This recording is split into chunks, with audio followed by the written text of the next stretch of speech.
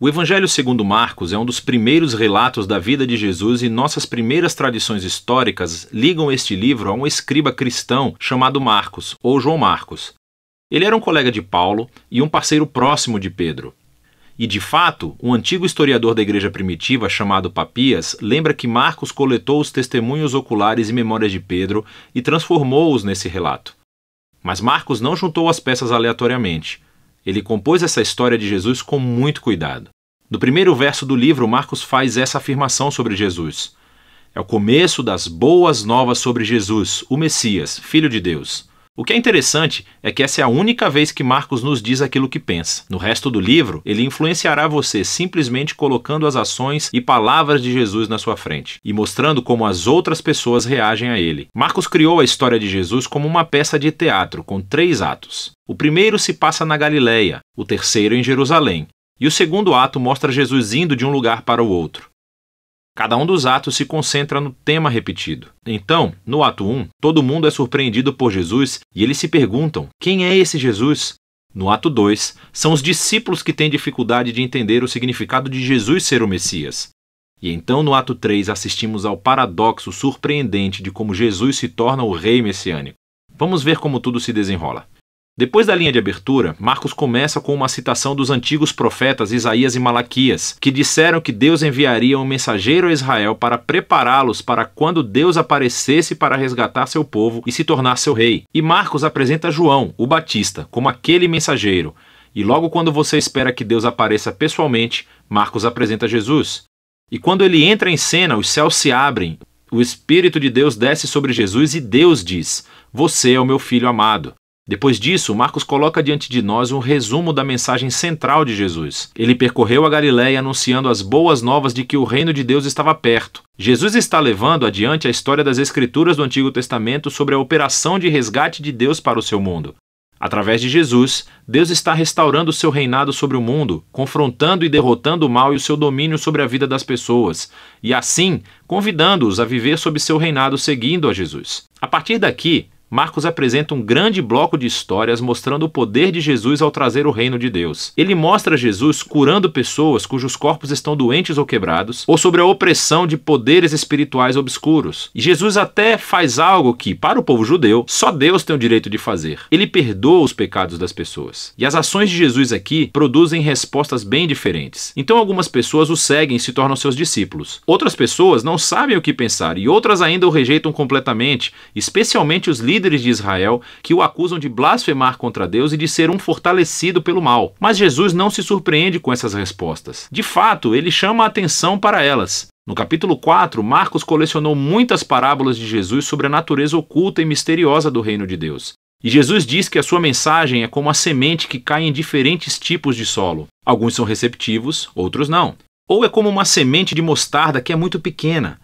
Parece insignificante, mas depois cresce e surpreende a todos. O que Jesus quer dizer é que ele é realmente o Messias trazendo o reino de Deus, mas não do jeito que as pessoas esperavam.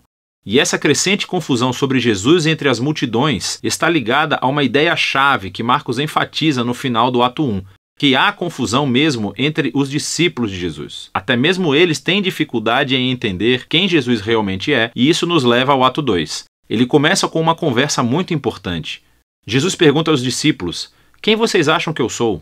E Pedro responde: "Você é o Messias." Mas fica claro que, para Pedro, isso significava que Jesus é um rei militar vitorioso da linhagem de Davi, que resgatará Israel dos romanos. Mas, para Jesus, ser o Messias significa que ele é o servo sofredor, rei de Isaías 53, que trará o governo de Deus, entregando a sua vida em Jerusalém. E os discípulos não entendem.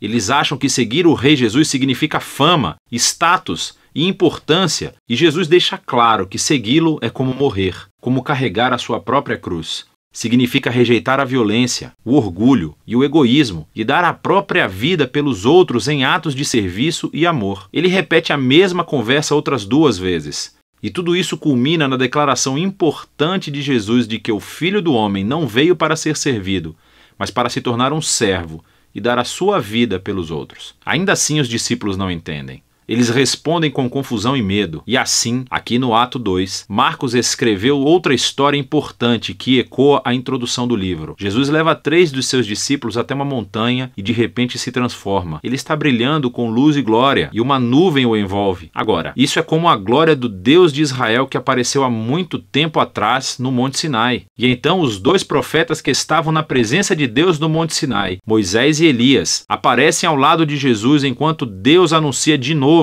"Este é o meu filho amado". Colocando essa história no meio de todas essas conversas no ato 2, Marcos faz uma afirmação surpreendente: que Jesus, Filho de Deus, é a personificação física da própria glória de Deus. E em Jesus, o glorioso Deus de Israel se tornará rei, sofrendo e morrendo pelos pecados do seu próprio povo.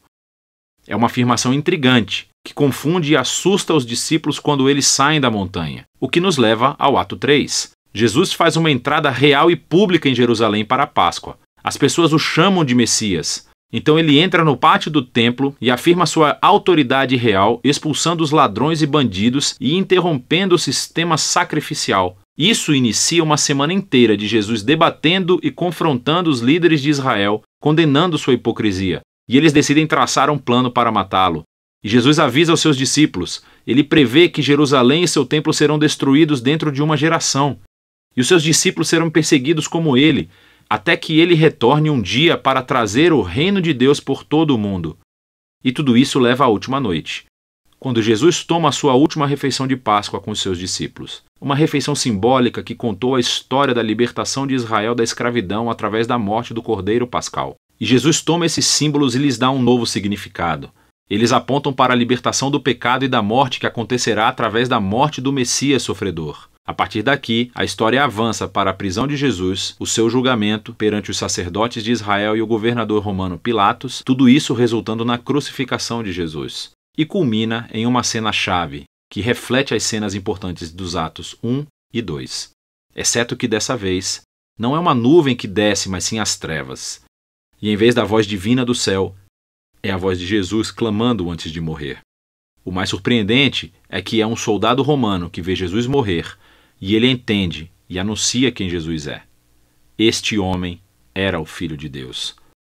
Ele é a primeira pessoa na história a reconhecer a afirmação chocante sobre a identidade de Jesus, que é o Filho crucificado de Deus, que é o Messias, Jesus de Nazaré, que morreu pelos seus amigos e pelos seus inimigos. Depois disso, o corpo de Jesus é colocado em um túmulo, e no primeiro dia da semana, 2 mulheres do seu grupo de discípulos vão ao sepulcro e descobrem que o túmulo está vazio e que a pedra havia sido removida. E um homem angelical informa que Jesus não está aqui, que ele ressuscitou dos mortos. E então ele ordena que eles sigam e contem a boa nova de que Jesus está vivo para os outros discípulos, que ele os encontrará de volta na Galileia. As mulheres ficam muito assustadas. Marcos diz que elas fugiram do túmulo aterrorizadas, sem contar a ninguém, pois estavam com medo. E é assim que o livro termina, com os discípulos de Jesus mostrando o mesmo tipo de medo e confusão que concluíram os Atos 2 e 1. Agora, se você olhar a Bíblia, verá que o Evangelho de Marcos tem mais coisas no seu final, em que Jesus aparece e fala com seus discípulos. Mas há também uma nota dizendo que este final não faz parte do livro original. E isso só é encontrado em manuscritos posteriores, menos confiáveis. É possível que o final original tenha se perdido, ou que Marcos realmente nunca tenha terminado de escrever seu relato. Mas é mais provável que esse final abrupto seja intencional.